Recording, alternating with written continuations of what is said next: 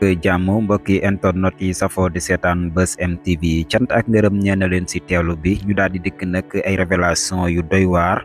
si nag dàqub élection présidentielle yi 2024 yi mu mel ni nag mbir mi ña ngi koy wax waaye dafa mel ni dëgg la ndax kat nag audio yi ñu jot mu nekk ay information yu génn yu fuité di wax que ne nag gars yi teg nañ ay plan pour élection yi mën a bañ a am le 25 février bii ñu jëm mu nekk nag ay kàddu yu doy waar yoo xam ne nag doy na waar daal maanaam plan bi nga xam ne teg nañ ko nañu fexe rek ba élection présidentielle yi 2024 yi ñu jàpp le 25 février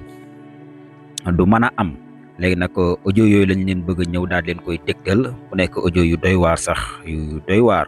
ndax nag lii moom maanaam kenn jàpp woon ne lu ni mel mën naa am. Élection présidentielle yi 2024 lu koy teree am 25 février 2024 gisuñu ko waaye nag lii moom bu antoo mën nañoo dàq yi élection